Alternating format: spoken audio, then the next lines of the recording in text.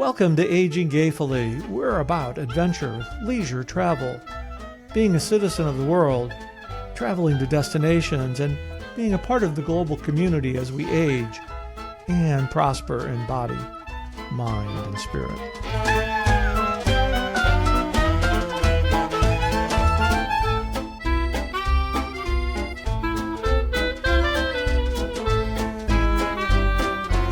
Welcome to Aging Gayfully. I am Josh, and the frog in his throat.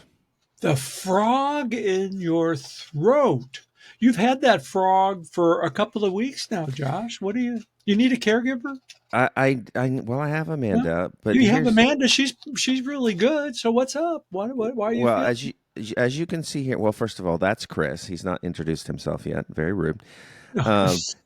I want everyone on the video to notice that I have my fluffy robe on here.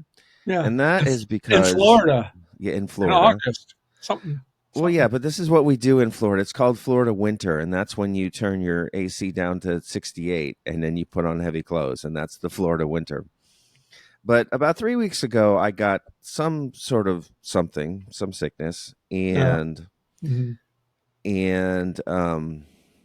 I'm better now except for my voice, and I have the occasional cough. So I don't know what sort of weird mystery illness I had picked up, but it is the consequences of it are lagging still. So forgive me if I cough during this recording. I'll do my best to edit it out, or maybe I'll just leave it in now that I've given this caveat. A natural. You know, I think I can diagnose you from here. Oh, go ahead. I used to have this problem, especially when I bowled. It's a pulled earlobe muscle. Your headset has I can see it. It's a pulled earlobe muscle. I used to have pulled earlobe muscles when I bowled, especially when the tournament wasn't going well, and I need to figure out how do I get out of this? How do I get out of embarrassing myself? I said, I had this pulled earlobe muscle. I just was so unbalanced. So, I don't know. It's kind of, you might be a little unbalanced. I don't know. So what's the treatment for that? The treatment for that is more practice. Oh, At least on the bowling side. For you, it looks like it's your robe, and maybe turn the air conditioning up to 69 instead of 68. I am definitely not in the shape to turn anything up to 69 right now.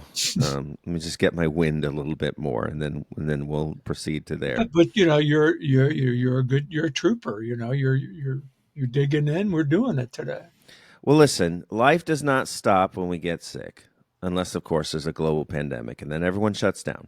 But besides that, it has been a heck of a week since we last talked. You've had all of these developments that I'd love for you to update the listeners what on. is going? I really am aging gayfully. I don't know if anybody out in our aging gayfully sphere has hopped on to Instagram here recently, but I've had some really fantastic experiences, and it's about, again, stepping into your comfort zone. I got hired by an artist to sit as a model, and it's kind of like these new experiences. Opportunities present themselves. So I said, yes, I kind of knew what I was getting into, but we got to the studio, and I knew I was going to be painted on, but I walked in and I felt like I was in my element. There was probably 6, 7, 8 staff people there before the artist arrived, and she came in and we connected, and she said, "How would you feel if I painted you with your shirt off?" And I said, "Hell yes." In fact, if she had told me to take my pants off, I probably would have been okay with that too. But it just, to me, it was a reminder about following your dreams, stepping into your comfort zone. As she was painting on me, it was kind of like, no holds bar. But she did want to paint on my beard, and I said, nah, I'm not sure I wanted to do that. I didn't want to do that. Don't mess with the moneymaker. Don't mess with the moneymaker. And actually, I'm glad you brought that up because I asked the staff, I said, well, what attracted you? I mean, they reached out to me. I didn't, wasn't something that I would have normally have applied for. Now I'm going to apply for all of them when I see them. And they had a couple of wonderful comments. They said, well, your profile, you come across as approachable, easy to work with. And then we wanted to paint that gray beard of yours. We wanted you in these paintings. And it's like, okay. So it's like those mornings when I wake up and it's kind of like in 4 or 5 different places, I think, hey, maybe it's time to trim it. And I said, no, because all these gigs that I'm getting, I hope it's because I have some talent, but they're to a person they've all in a company they've said it's the gray beard. So Yeah. they're it's kind of a testament to all of us that are out there that are in our uh, 50s or really more so 60s and 70s. There are opportunities out there if you just kind of step into your comfort zone, and that's kind of like what I'm doing. I feel like I'm back bowling 40 years ago. I mean, that's the same type of experience that I have right now as I'm not that I've not always tried to use my talents and skills in any job that I've had or working for somebody else, but there's something exhilarating about doing it with your talents and skills, with your innate talents and skills. And that's really pretty much the second chapter of my life here. So and I get to talk to cool people like you. Well, here's my question. Speaking of cool people, now that you've had these pictures taken, where are they going to show up? I mean, is this going to be on billboards? Is this going to be, someone folds out the centerfold and there you are with Did you paint? say centerfold? Did Yes, you I don't say? know because I don't know where can people see these pictures? Do you Well, or it's do going to or do be. you even know? Maybe you don't know. There's a couple of things I do know. So this is the final round of work that the artist is doing this year. So there's a process that she goes in. I'm not. It's not that I'm not revealing the artist yet, uh, but that's going to come. But these photos are going to be 3D enhanced, uh, Oh, and I'll put a link.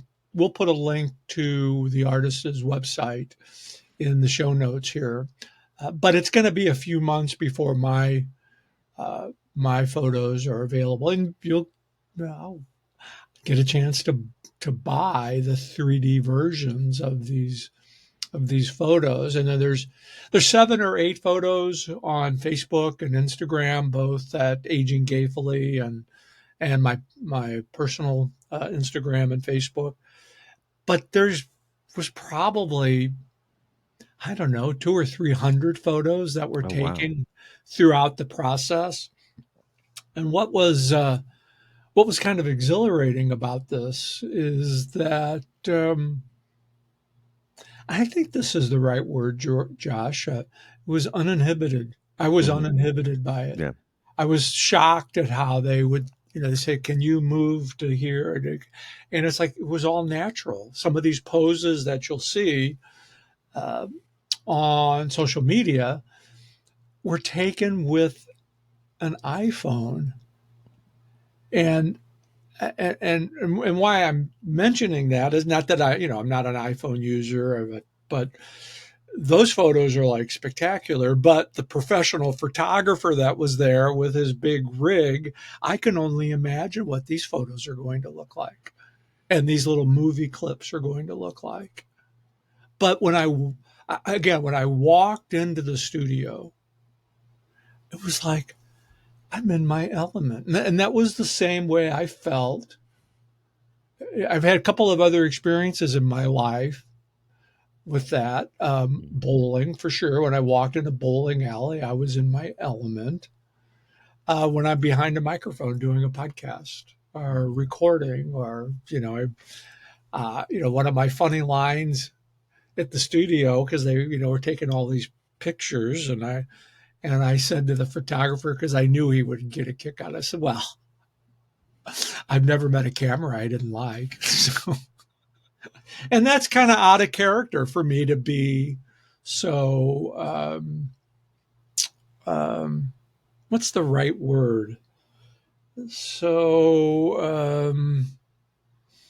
open Mm. about it, because usually in the settings that I've been involved in most of my professional career, not that my personal personality didn't come out, but there was a whole other side of me that never came out. So it's just this whole realm of self discovery at the stage in my life, and it's fucking awesome. Well, it is pretty amazing because I was thinking about this last couple days. The idea of, first of all, we're never too old to learn and to grow, You never do. You never do. but you could have a person who is really struggling, and they're struggling, and they think, well, I'm broken, I don't really fit in, I must not really have a place in society, and then they are lucky enough to find rich soil in which they can really grow, and then all of a sudden they discover who it was that they've been this whole time. And so that's what it sounds like has happened to you, is that this is, you are becoming more and more you as you find better and better soil, or more appropriate soil, in which to plant yourself. Right, and I think it kind of comes back to, again, this is uh, stepping into your comfort Hmm. zone. It's all, the phrase has always been stepping. You need to step out of your Hmm. comfort Yeah. zone, and I, maybe it's my dyslexity, but to me, it's the exact opposite. It's stepping into your comfort zone and finding it. And here's an example, and this is a 40 some odd year ago example, but I when I was bowling professionally, there was days where you practiced 2 and 3, 4 hours a day. I mean, you were in the bowling alley 24/7, and then friends of mine who really weren't connected to the bowling scene, which is understandable. They'd come in and they'd want to go do something. They would sit there and they'd watch it. They'd say, "Well, what what are you doing? You're just repetitive. You're just." I said, "Well, you know what? I'm practicing my skill." And that's kind of the same mindset I have about these gigs and these podcasts, and again, practicing your skill. It's not work. It's like tomorrow uh, I have an appointment with my voice coach because I've got to audition for a play this week, and it's like I just it's like, Lindsay, I need your help, and it's like it's exhilarating. Or I could sit at my desk and try to do book work, and ugh, what that it's like, all right, I'm going to fix what's wrong with the website. I end up breaking it more than fixing it because I don't know what the hell I'm doing. But if I'm using my talents and skills, and I think all of us want to use our talents and skills to the best of our abilities, you got to step into your comfort zone. So it's so interesting to me that when you tell stories about stepping into your comfort zone, you always go back to bowling. Now, you've done several things since then, but is bowling really the last time, besides now and this revolution you're going through now, really the last time you felt most fully in a context that honored who you were? Exactly. Yeah. Yeah. So Yeah, from now on, your stories are going to be, oh, I was acting in this thing, or I had my shirt off for this lady who painted me all up. like Those are going to be your stories. oh, wait a minute, I got an idea. Oh, you're Maybe going to paint yourself up in bowl. no, maybe we should do a shirtless podcast. Come on now. Come on now. I'll bring the paint. Yeah. And you're a Uh, painter. No, huh. no, you're spot on target, Josh. The analogy that I use for my comfort zone is I go back to my bowling career, and that's the last professional bowling tournament for me was in Baltimore in 1987. Wow. You know, That's a big gap of time well, between it is a big, 87 and modern day. well, yeah, I got that. I did get that. And just remember, you're only 10 years younger than me. So, Yeah, no, I remember. okay. So, but that was pretty good, though. So, do we have a drum roll? Can you Yeah, use it? that's right. Yeah. Okay. But But no, but I think, when you have the time to sit back and reflect on different parts of your life, and I think we all do that. I look back on the times that where was I most happy? And I, I've had some really great jobs, um, but were you fulfilled in the was I fulfilled in those jobs? Was it a job just for the sake of supporting yourself, or was it a something that you were using your talents and skills? I don't know. Maybe if I don't know if we've talked about this in the past, but as I've had the opportunity to reflect and look at where my highs and lows and where I felt comfortable, I didn't come out until I was in my 40s.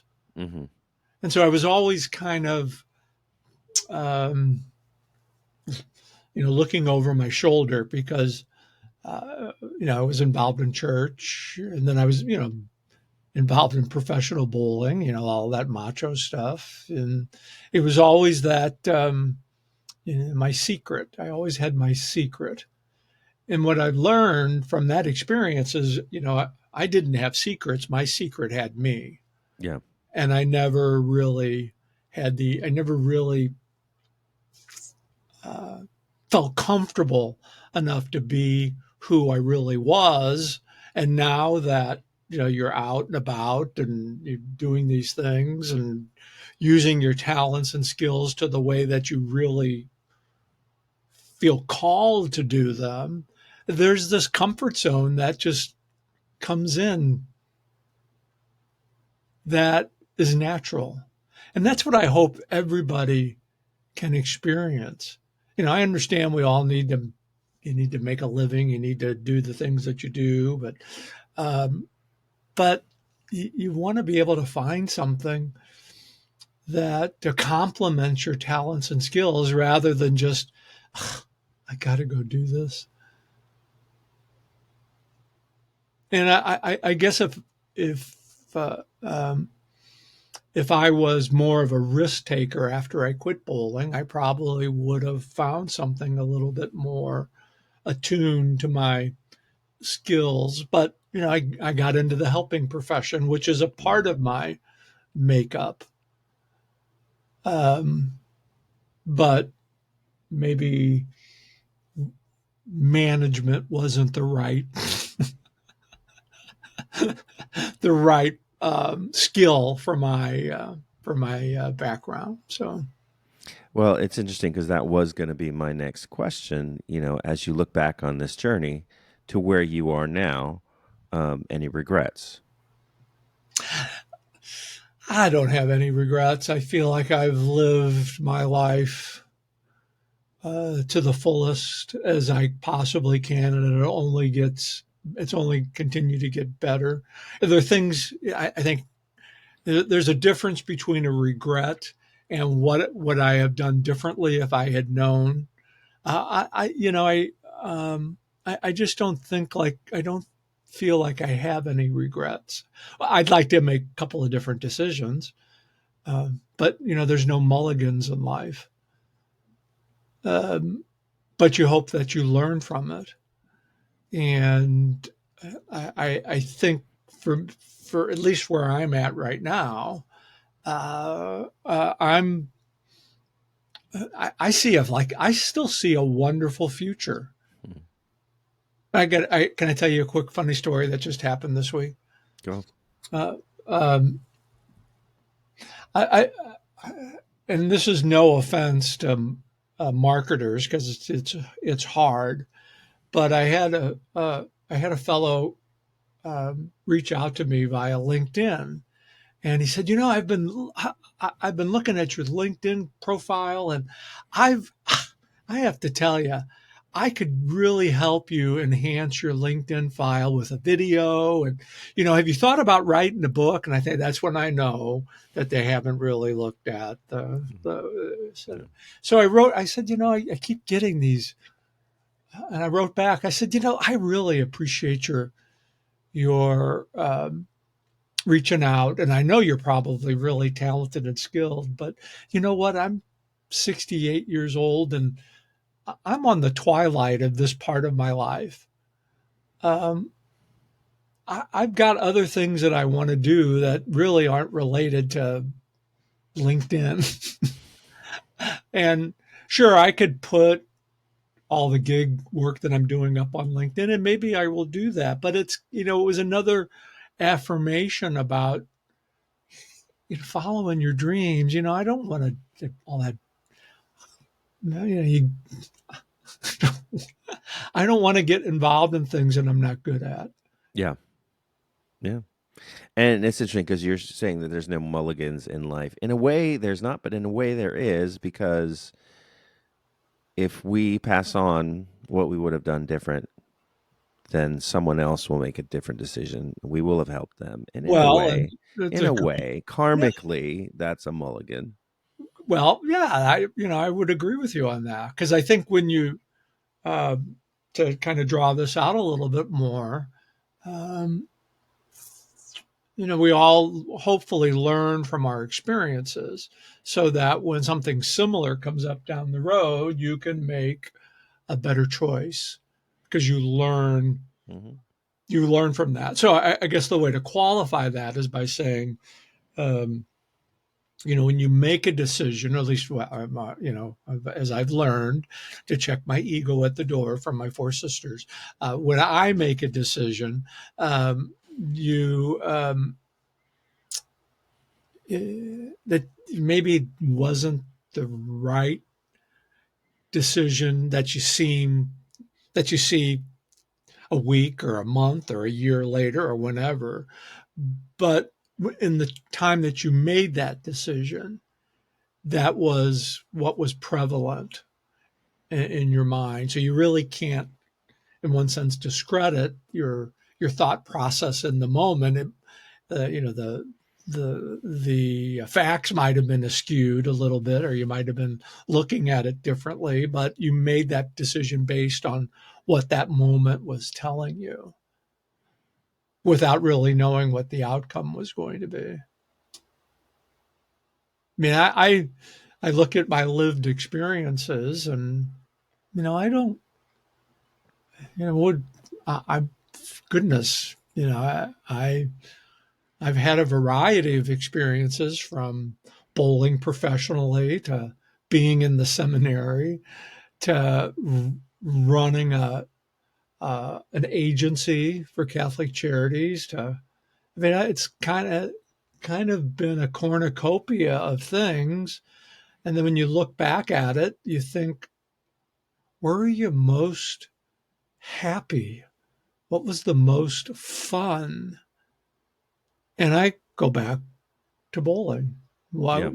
what was fun about that? Well, I didn't need anybody to tell me how good or bad I was because I knew it just by and every time I threw the ball down the lane. And one of the biggest lessons I learned in bowling that I think we can all apply to every area of life. And it was one of the tournament directors early on in my career. He said to me, and if I'm repeating myself in a previous episode, but I've kind of lived this motto. He said, Chris, if when you step onto that approach and grab the ball, if you don't believe you're going to strike every time you do that, then you're already defeated. And that's some sage advice. I got up on that lane every time, and I held that ball, and I said, I'm gonna strike. Now, didn't obviously it didn't happen every time, but it's that attitude that you have to have with your talents and skills. And when you're using your talents and skills to the best of your ability in your this analogy just came to me. When you're using your talents and skills to the best in the ability, when you're in your lane, Mm-hmm. um, that's when happiness happens. Mm-hmm. I mean, I talking to somebody, this guy named Josh, that's like a fantastic writer, poet, artist. And when I listen to your poetry and I see your artwork that you do, it's like, man, this guy is freaking talented.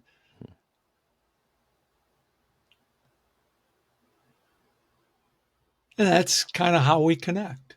Mm-hmm. Kind of turn the tables here just a little bit because Yeah. I can't make it all about me, but No. Yes, and when I find a world in which I can just do these, and mhm. I'm pointing to the paintings back behind me. Yeah, Yeah, especially the one that's over your. Well, I don't know. It's that one. yeah, that one, right? That one Yeah, right there. yeah. So yeah, if anyone wants to pay, be my patron, we can go back to the old system. Patron, Oh yeah, patron. Yeah, patron. be my Well, patron. we can Would you put like to be aging my gay. patron? We can put aging gayfully on Patreon, and Thanks. Yeah. what do you So know? we will see. We will see. But speaking of aging gayfully, how can people reach out to us, tell us their stories Tell us your story because finding their it, comfort zone?